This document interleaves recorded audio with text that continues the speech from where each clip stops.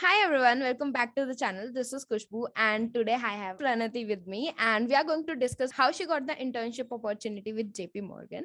So hello Pranati, welcome to the channel. Hello, Khushboo. Thank you so much for having me. It's a great pleasure. My name is Pranati, and I'm currently a computer science undergrad at CBIT, which is located in Hyderabad. My fields of interest include ML and web dev. And I got an internship opportunity from JP Morgan Chase & Co. as a part of their software engineering program. That's amazing. I would really love to know the whole process, starting from how you applied to how you got the offer letter. Yeah. So JP Morgan is known for having a very elaborate hiring process, which means that it's not like in 1 or 2 months that the process wraps up. It's a process of nearly 6 to 7 months. So you require a great deal of patience if you're aiming for this company. So the first time I ever received an information regarding this opportunity was in February 2021. So in Feb, it was one of the first companies that ever came to my campus, and I was only in my second semester at that point, and everyone thought it was really early, and they panicked. So it was in the first week of Feb when I first received an information, and following which we received a form to fill, which required us to submit our resume and a lot of other details. You also needed to submit your cgpa because there's a cutoff of 7 cg. After that, they had several sessions where you could clarify your doubts and know the tentative schedule which they had planned. And that was very useful because at that point, none of us had experienced any kind of hiring process. So it was all very new. And those sessions were very helpful in that way. And then that's when we were provided a tentative schedule, which was up until May at that point. And every month we were having like one round and we would receive the results pretty soon. After that, we had doubt clarification sessions, and in the first week of February itself. So in that 1 week, we had the introduction session and doubt sessions, following which we had the online assessment. So this online assessment was in the third week of February. By that point, we received all the pay details regarding the internship stipend and also the registration links on their portal. And the online assessment was in the third week. And because it was the pandemic time, they again conducted the same online assessment in the fourth week of February for someone who might have missed it in the third week. So that was quite accommodating. After that, in nearly 1 month, after 1 month, we received a higher view interview round link. So this is like common for everybody, irrespective of what your performance was in the online assessment, you had to take this one also. So the second round, which is the higher view interview, it's a slightly different from the conventional interviews because there's no other person on the other side of on your screen. It's just the computer which prompts a question and you have 2 minutes to answer it. Okay. So it's like the questions are going to be totally behavioral. It's not going to be a technical question and something like that. So the questions will be from your real life. So for example, some of the questions which we were asked, they were around talk about that one mistake you made and what you learned from it, or how did you contribute to a team at a time when things didn't seem very good.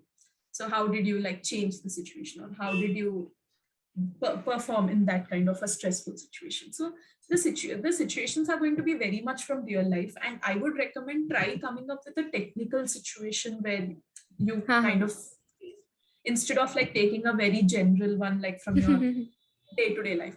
But if you don't have any such technical hackathon experience or anything of that sort, it is fine to just take up something from your real life, but try to focus more on the communication part of it. The higher view challenges are generally to see how well you can articulate your thoughts and how you can communicate well. And this is like one step before the hackathon. So they want to see if you can even communicate with your teammates. Yeah. So the entire focus should be on your grammar and your communication and how you pronounce words. So focusing on English language is important.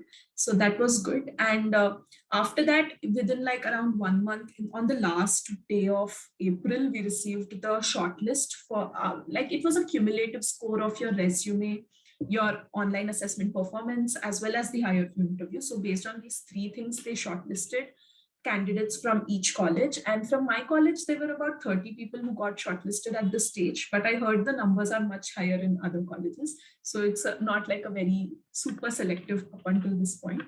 After that, as per schedule, we were supposed to have the hackathon, which is called Code for Good, in May, in the last 3 days of May. But again, because of the pandemic and it was at the peak at that point, so they postponed it by 2 months so that anyone who is recovering needs to prepare and just have their mental state in a proper way. So it was in July the 10th to, I think it was from 8th to 11th of July. So that was the last round. After that, within 1 month, they gave us the result. So the third most important round of the whole JP Morgan hiring process, and it's also the most unique round you will probably ever come across. It is called a Code for Good, which is a hackathon based in hiring process where you will be put in a team of 6 to 7 students from all across India. These students need not be from your university or your state. It could be anybody from any part of the country. You're given the teams just 2 days before the hackathon, and you have to mingle with them at the same time, find out your strengths and weaknesses, and typically try to work as a team, even with very limited interaction previously. So there they are trying to assess your behavioral aspects of how you work in a team, how you interact, why the hackathon is going to be very critical to your hiring is because most companies have like 40 to 45-minute interviews on the basis of which they hire. But because this is like you're going to code for 24 hours straight and you're going to be there in the meeting with your mentors who are going to recommend you for the internship, you're being observed for 24 hours, and that's why there's very little pressure of messing up in the first 1 hour. You always have the chance to take over and prove yourself in the remaining time. So that's one very big advantage of this process. And at the same time, it's not about being intimidated with the process, because the mentors are going to be very friendly. They are going to be trying to understand what we are trying to build. There's one more thing, that once we talk about hackathons, people start thinking of the various tech stacks they need to be familiar with, like how much back end, how much front end, should I be full stack? Those are like tons of doubts people get. But the company has like 1 week prior to the hackathon process, they have multiple sessions on version control, Git, and at the same time they debunk all of your myths regarding the hackathon, that you have to be proficient in something in order to perform well in the hackathon. The hiring process is totally independent of the hackathon. They do see whether you're performing well or not, but at the same time, winning the hackathon doesn't necessarily mean that you'll get an offer. And not winning the hackathon also, you have equal chances of getting the offer. So that's like a good part, that you're not basing off the decision on the victory or anything like that. So you are always assessed individually, so that individualism, and you can prove yourself individually irrespective of which team you end up in. So that's good. And regarding the tech stack, they ask for a survey like 1 month prior to the hackathon, and based on the skills that you mention in your survey, they put you in the teams. So you're very likely to fall in a team where your skills blend well with the other members, but there's always a chance that you end up in a totally different team. So for me, it was somewhere in the middle. I ended up in a team which had a lot of JavaScript background, people from a JavaScript background. And I was a Python programmer who wanted to do backend in Python. They were all fine with it, but they wanted to use a framework in the front end. And I was not very sure how API connections are made in the front and the back end. So I was really stressed out 1 or 2 days before the interview, before the actual hackathon. But then once the process started, I started seeing how the work was being done. And I somehow understood the process and I implemented some features on my own. So they are also looking for adaptability in that sense. They want to see how well you adapt in a team where you have zero knowledge. So that was something my interview, the mentor who was a part of our team, he also highlighted that when he was talking to me, that it's good that you accommodated very fast without really complaining about it too much. So I think that was one factor. I forgot to talk about the NGOs which come. So Code for Good, as the name suggests, you're coding to bring about a good change in the society. So they pair up with NGOs. They all have like different missions, and you have to make something which fits in with what their requirements are. So you're actually working in a real world project even before getting hired. So it's not like a fancy project or any other project like a regular hackathons. You're actually working on something which will be used if you end up winning. So if you win the hackathon, they'll take your project and implement it in real life. So that's another big incentive. So yeah, that's the whole timeline of it. Oh God, that was like long, very like, Yes. but I really loved how they are actually hiring. I didn't know about this at all. Was it for selective institutes? Because as you said, it was on campus. So there are always these things like they only select top few colleges and stuff like that. So It was an on-campus opportunity, and the colleges involved ranged from IITs, NITs, a lot of triple ITs, and third-tier colleges in major cities, as far as I've noticed. Not every college in the university gets the chance. I think they do take the NIRF rankings, or probably the top three or the more popular ones. Yeah. yeah, got it. Okay, so this opportunity was started in your second year. So at that time, what was your skill set like?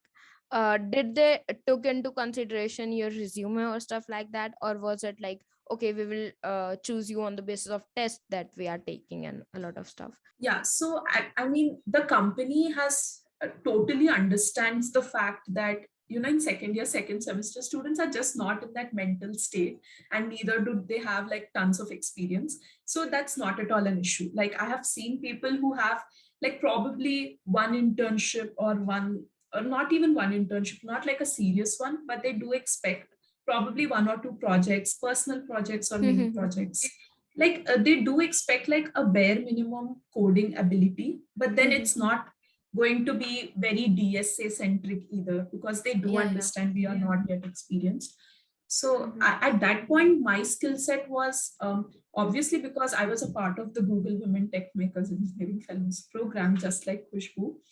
We did have a lot of a project centric work, and we also did lots of programming by that point. That was an advantage. But at that point, I had not seriously started my DSA preparation at all. So I just knew ways of approaching questions, probably because I solved more questions from HackerRank, CodeChef, etc. So just having that problem solving ability and being able to use basic data structures in problems is all that they are looking for. So it's not going to be algorithmic centric coding round at all. So they do understand, and they don't judge you for not knowing things. It's all basic. Yeah, got it.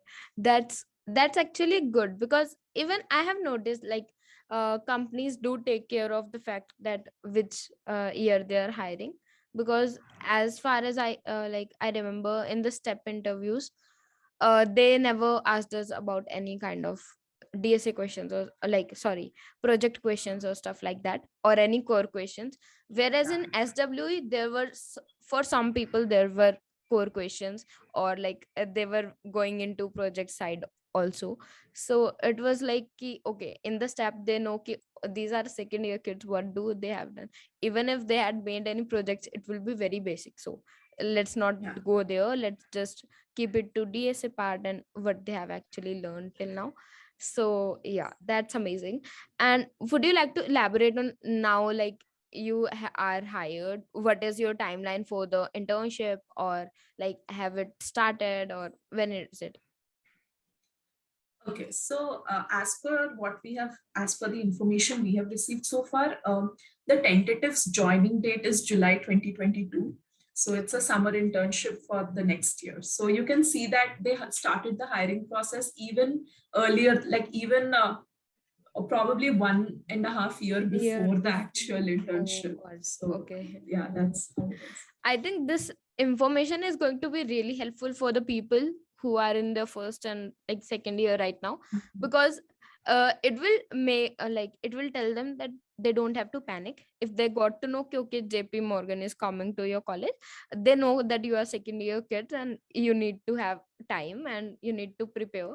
But at the same time they will know कि, okay, they can actually clear these things and they can actually take participate. So I would like to know what are your preferred platforms. And With respect to JP Morgan, and if you are targeting JP as a company, you want to intern at or work at. Practicing in HackerRank would be something I would recommend because the test itself takes place in HackerRank, so you can get familiar with the platform. And at the same time, HackerRank also has these storyline type of questions. So it's like you don't directly jump to the question, they have like a sort of storyline. So you have to read that story and understand what exactly the question is going to ask us. So having that practice is important. So I would recommend people to use HackerRank and CodeChef for those storyline kind of questions so that they don't get distracted with all the extra information. And but for more advanced practice, if someone wants to start off, I personally now am using LeetCode and CodeChef simultaneously for the two different types of questions that I'm talking about. So, but for JP, I would recommend HackerRank and CodeChef. Probably they can do LeetCode basic questions, but frankly, the difficulty level is pretty less. So it's easy to medium. So you can do easy LeetCode questions, but focusing more on HackerRank and CodeChef will be good. So thanks a lot, Pranati, for your time. And it was really insightful. If you have any other questions for her and if you want to connect with her, I will link her LinkedIn in the description below. And if you have any other questions, don't forget to comment them. And we are taking care of all the questions that are there in the comments. And we are going to see you super soon. Bye.